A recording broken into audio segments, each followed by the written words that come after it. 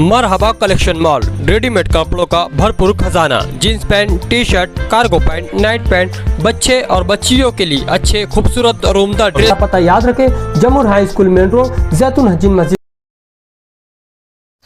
कुछ नहीं भैया, हम घर पे गए ना तो ऐसा मतलब दिखा ना तो कोई बात ही नहीं थी। हमारा सब कुछ अच्छा था अल्लाह के करम से। मेरा नाम सलीम नाम है। हम जैनब नगर में नेशनल पंप के पीछे।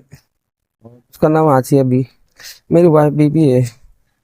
मगरिब की नमाज़ के फ़ौरन बाद मुझे अकबर भाई का फ़ोन आया। अकबर भाई ने कहा कि यार गढ़ नंबर 116 दरेगांव में मेरे एक दोस्त है, ये कुछ आपस में साथ में कुछ ज़मीन का कारोबार करते हैं, तो ये इनके घर पे दोनों जन पैसा लेने के लिए गए थे। तो ये अंदर गए और जाने के बाद घर में से चिल्लाते हुए निकले बहुत ज़ोर से।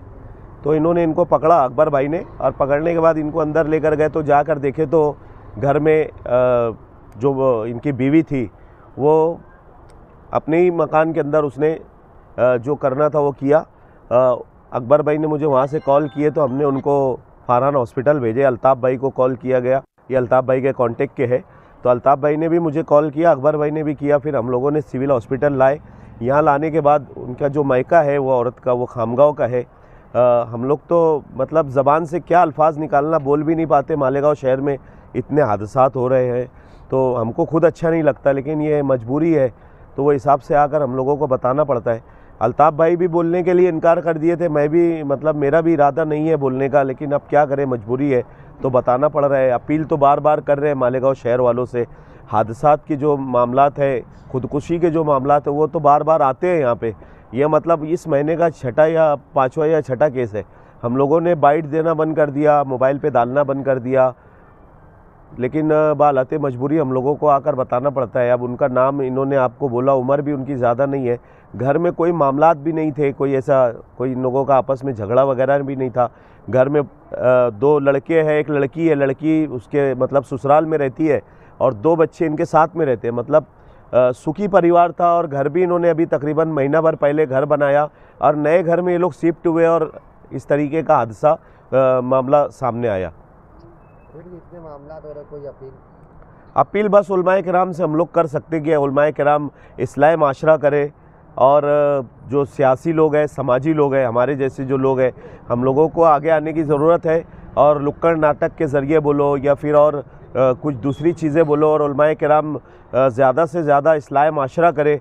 और जो हमारी माँ बहनें हैं, जो आलमा जो हमारी माँ बहनें होती है, तो वो घर घर जाए और हमारी माँ बहनों की ज़हन साजी करे कि ख़ुदकुशी एक हराम चीज़ है, ख़ुदकुशी से बचना चाहिए, क्योंकि इंसान ना दुनिया का रहता है ना आखिरत का रहता है। अल्लाह के नज़दीक भी उसका कोई ऐसा वो नहीं रहता है, और हमेशा हमेश के लिए वो अज़ाब में मुब्तला रहता है।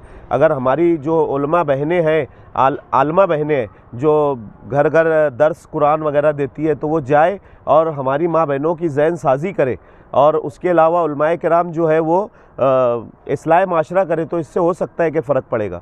रमजानपुरी में आज एक केस हुआ, कल एक नौजवान लड़की ने फांसी लगाई थी। आज रमजानपुरी में केस दर्ज हुआ, वो ब्लैक मेलिंग का मामला था। तो जो लोग ऐसे ब्लैक मेलिंग का शिकार होने की वजह से खुदकुशी कर लेते हैं, और जो लोग ब्लैक मेल हो रहे हैं और ये कोशिश की तरफ जा रहे हैं, तो ऐसे लोगों के लिए आप क्या? कई केसेस यहाँ पे ऐसे होते हैं, हम लोगों को आकर जो बाइट देना पड़ती है उसकी वजह ये होती है कि ज़्यादातर केसेस में ये देखने में आता है कि वो ब्लैकमेलिंग का शिकार होते हैं। जैसे कि एक दूसरे से अगर कोई मोहब्बत करता है, ये मामला कल वाला जो मामला है ये भी बड़ा ख़तरनाक था। हम लोगों ने उनको जिस वक्त वो बच्ची को उतारने के बाद वहाँ पे एक लड़का खड़ा था, उसने मेरे हाथ में डायरी दिया कि अंकल देखो ये डायरी के अंदर कुछ लिखा हुआ है। तो उसमें उर्दू में लिखा था, मैं पीआई साहब को बताया तो उसमें ये लिखा हुआ था कि अम्मी अब्बू मुझे माफ़ करना, कोई आसिफ नामी लड़का है वो मुझे वीडियो वायरल करने की धमकी दे रहा है। तो ये ऐसा उसके ऊपर बाकायदा लिखा था, और लड़की बीए करी हुई थी, और उसने उर्दू में मतलब इतनी अच्छी हेड राइटिंग थी उसकी कि जो मतलब जेल पेन से लिखा गया था।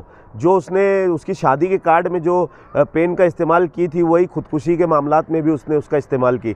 तो हम लोग अपील ये करते हैं ऐसे लोगों से कि जो ब्लैकमेल हो रहे हो, या अगर किसी को कोई धमकी दे रहा है कि हम तेरी वीडियो वायरल कर देंगे या तेरा ये वायरल कर देंगे या वो वायरल कर देंगे, तो आप सबसे पहले माँ बाप सबसे अच्छे दोस्त होते हैं। अपने घर में अपने माँ बाप से बताएं। अगर आपको अपने माँ बाप से डर लगती है तो आप अपने दोस्तों से शेयर करें। और अगर कोई दोस्त ही इस तरीके से मामलात अगर कर रहे हैं तो आप अगर आदमी है तो वो मस्जिद में जाता है तो इमाम साहब से मुलाकात करे और इमाम साहब को जाकर अपनी बातें बताए, क्योंकि पीछे कई मस्जिद के इमाम साहिबान हमसे टच हुए ये मामले को लेकर और आज भी आते हैं कि यार फला मुसल्ली है वो आया था और उसके साथ ऐसा इस तरीके से ये मामलात हो रहे हैं।